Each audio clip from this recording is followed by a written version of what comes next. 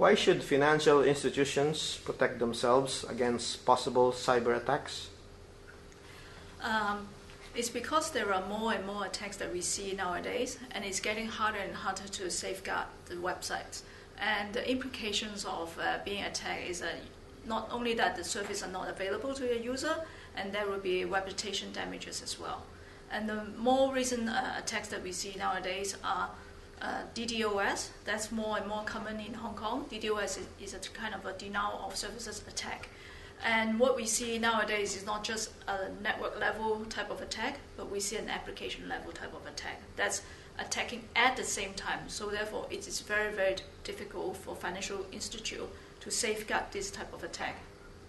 The more recent attack that we see, especially in last September, there are a few US banks that are subjected to this Iranian hackers attacking their website.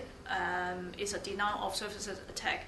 And there was a kind of saying that it's not, the motive may not be just denial of services. This is only a way to distract them for more serious attack afterwards. So people are still guessing whether it's just a denial of services or there are some other attacks at the back that they're trying to launch. How can financial institutions strike a good balance between convenience and connectivity and security? Yeah, it is really a good question because there are more and more mobile devices nowadays, and the banks are thinking of how do they encourage the user to use mobile banking or mobile payments to provide the convenience.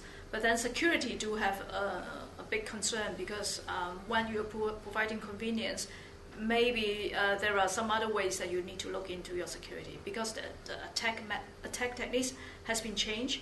So your security strategy may have to change because of the convenience that you're providing to your user.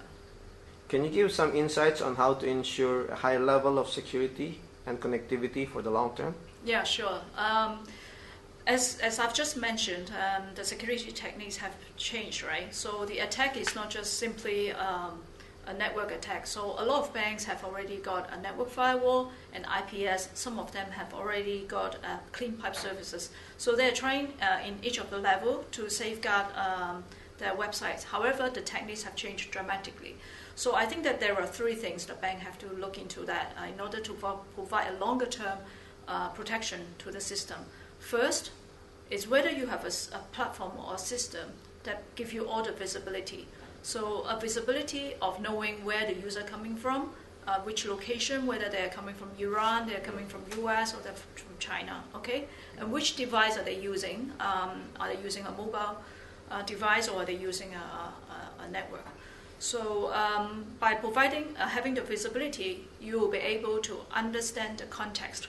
So you will know that, so for example, for the recent attacks of the Iranian hackers, so if you know that they are from Iran, I can either stop all the traffic that's coming from Iran or give them a very limited bandwidth from Iran, or even divert all these Iranian IP into a honeypot outside or into a cloud services so that they don't come into my network at all.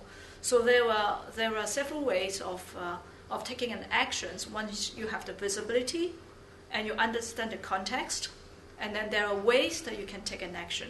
So which I would like to emphasize is the last point, whether you have a platform that can help you to take an action of an incident that happens, what action that you want to take, and whether that you have the ability to take that action.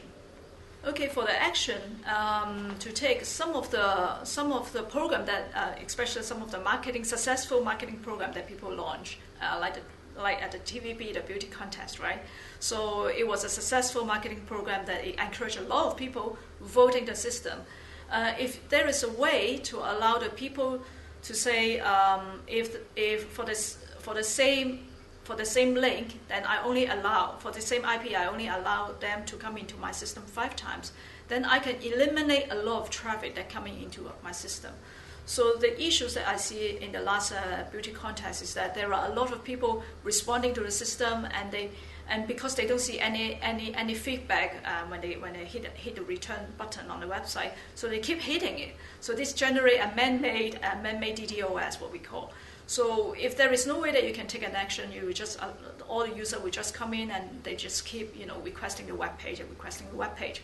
So if you say for this IP address, I can either tell them that I only allow them to come into the system 5 times, or I can give them an estimation of you can come in a minute or 2 minutes later, you will have the priority.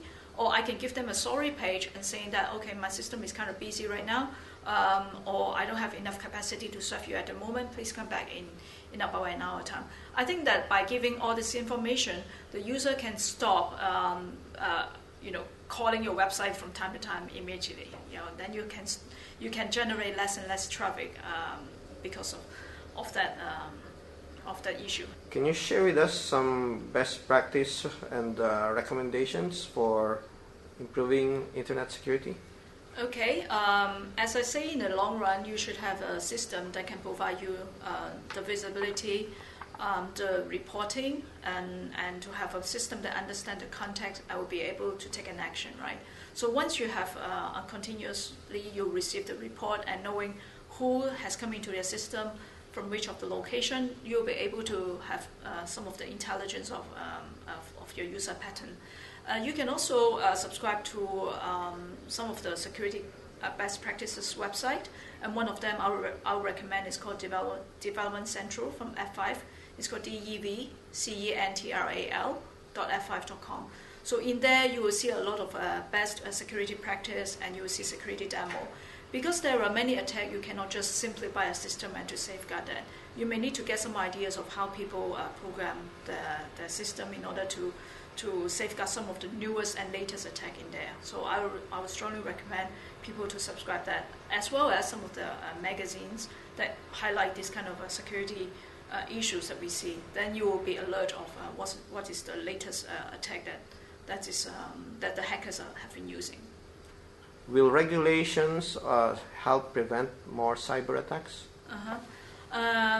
This is another good question. I remember I read a book about Freakonomics a long time ago, whether if there are more policemen, is that the crime rate will go down? And then the answer is no.